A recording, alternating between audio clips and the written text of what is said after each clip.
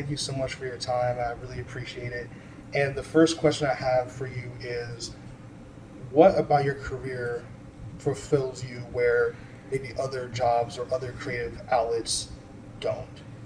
I love that every day is different and that it's all about me making creative choices because I'm such a right brain person. Yeah. And I've had office jobs before and it just, I don't know, long term, it just didn't work for me. So it gives me life, and I'm very grateful for that.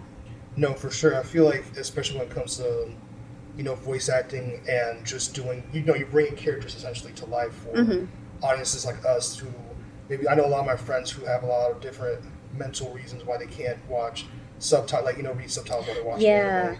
And so they rely on, the dubbing and listening to your voice and all the other co-stars that you're working alongside. So definitely appreciate all of the work you do, and especially a lot of these characters are really great.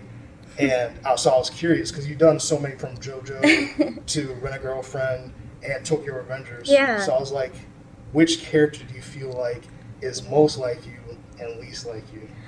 I would say, we'll start with most like me. I feel like I'm the most like Chisato from Licorice Recoil. Okay. Ooh. Yeah. Oh, that's a good one. Yeah, very peppy, bubbly, always optimistic. I'm not quite as social as her. I'm more introverted, but everything else, I'm very much like Chisato. Now, I love that you said that because I just finished watching because my friends were like raving about it.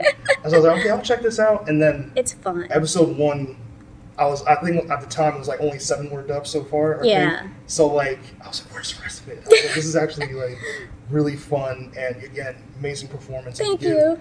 You give such a, even with a character we'll talk about next, or Chizuru, you give such like a energetic but yet vulnerable performance when you voice a lot of these characters. Yeah. And so I feel like that's something that is really hard to do and really hard to balance sometimes, especially when you have a bubbly personality. Yeah. With some hidden like mystery behind these characters. For sure. So which one's the least like you? Ooh, the least like me. I'm trying to like wreck my brain here and remember. Possibly, I don't know. Anytime I play like an evil character, because I try to be a good person. So maybe we'll say Thrasier from Fire Emblem Heroes, because she's all about death. If you see the character, you can literally see her skeleton. Yeah. It's ridiculous. It's super extra. So we'll say that. That's a great. Hey, we'll rock with that one. Now going to Rent a Girlfriend. Mm-hmm. What is, first of all, Chizuru, amazing character, again, great performance on your part, and Thank you. I'm sure it's a very fun and interesting character to voice, because I know that a lot of the circumstance for the plot of the show, and just like, I'm sure the lines are super fun to record to toy around with. So what was the audition process like for Chizuru? Well, I received an email and it had a picture of her. We got some of the clips from the original Japanese version that we got to watch, and it had some dialogue that they wanted us to read. I got to audition for Chizuru and Mommy, actually. Oh, really? Yeah. So I got to record my audition at home by myself, and I sent an MP3 to the client, and I found out I got the part literally like 2 days later.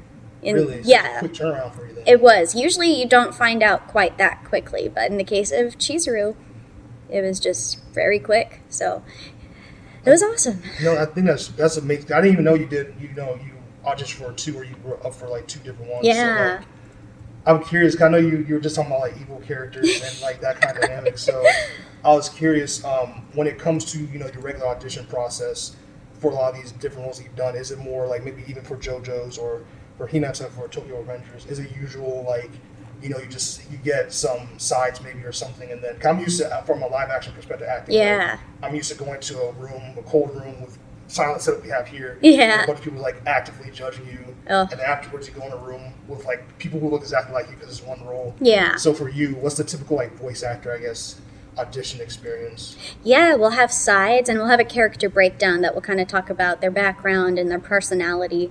Occasionally there will be in-person auditions. It'll be kind of a similar thing, though not everyone will look at you since they're judging your voice as opposed to everything. So yeah, it's usually just at home and you get to learn about the character. And with my agency, you can also book like a a call with one of the agent booth directors, and then they can direct you with your audition as well.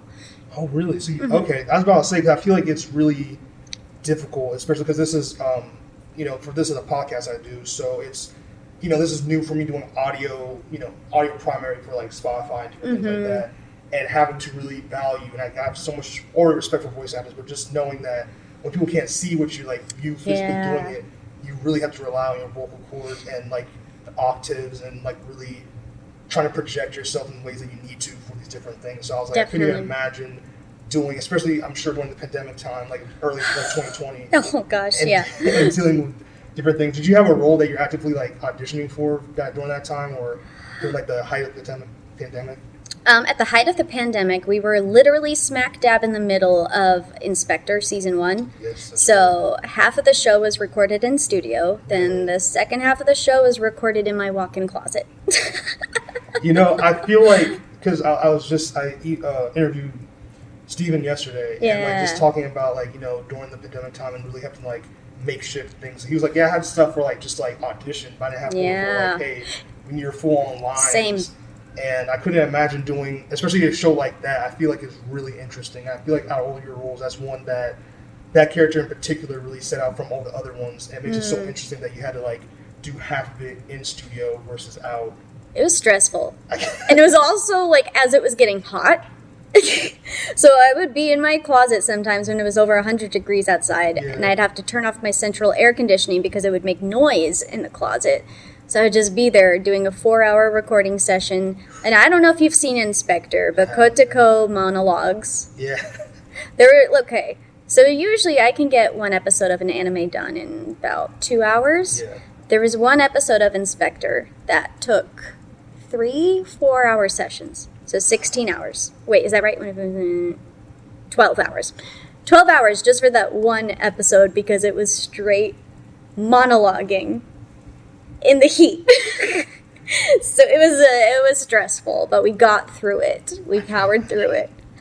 I don't know. It's funny because for me, monologues are always, for me personally, the hardest for some reason. Yeah. Because you're not like, at least for how I approach it, like it's always like a banter back and forth when you read like, dialogue. So like doing one monologue and having to memorize it and then the pauses and your cadence, especially for voice acting, I'm sure it's like a different beast. But I feel like people don't realize is that voicing aspect is a little different from like a live action acting, especially since you don't have like a bunch of cast and crew, I'm sure, like around you, like an actual set doing like these different things. And then for anime, we also have to keep in mind the timing.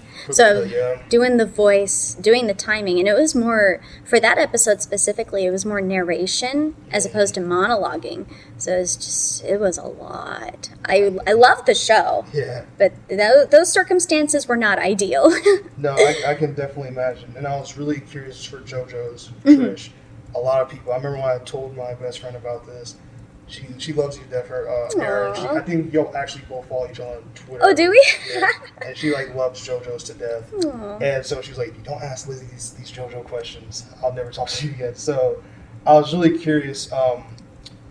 When it comes to Trish's, finally using her stand. And this is I'll put a spoiler warning on this for them, but using her stand for the first time, like what was that moment like for you recording it and then just going through it? It was amazing. I was like, here we go. Trish gets to do stuff. Because up to that point, she didn't do much. It was just such a cool episode. And I just remember really feeling like, yeah, I was in the moment. I felt so proud. Like the whole episode with the plane and everything. I really felt like I was in the moment. And I'm very proud of that episode. Like the rest of JoJo, I'm super self-conscious. I'm like, I don't know if I did a great job. But that particular episode, I'm like, yeah. We did it. I assure you that you did a phenomenal job. Oh, thank you. Love it. And I was curious for Tokyo Avengers. Yeah. Did you know about it prior to that? It's huge. The manga especially is very big. It blew up. Yeah. No, I did not. Yeah. No, that was a pleasant surprise. Very pleasant surprise. No, I can imagine because I was also curious, like for you, for the prep work. Yeah. Do you sometimes go to the manga first, sometimes, or do you maybe look at some of the Japanese performances and just to like an idea of like what you're walking into, maybe like mannerisms and things, different characters, or do you usually just like, I've been in it for so long, I'm locked in, I just like kind of go with it?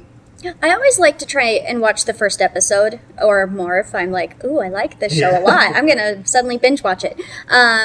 Or I will also do research online. I'll be like, okay, and now let me read through the wiki, see what I can learn about the character, things like that. Just do my research that way. And it usually works pretty well.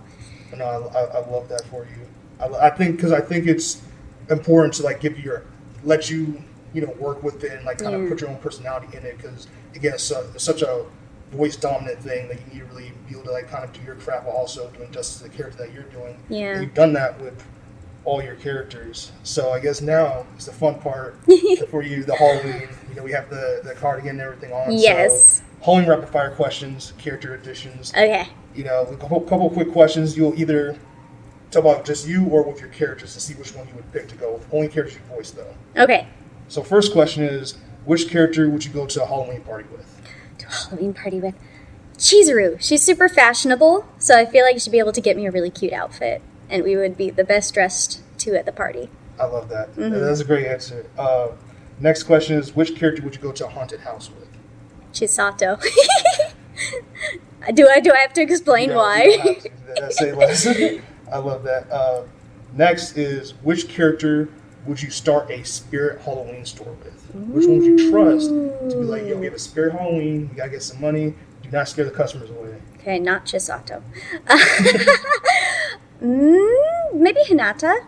She's got a good head on her shoulders, and she's also very fun and lighthearted, so that'd probably be that's a great one. Yeah. Business will thrive.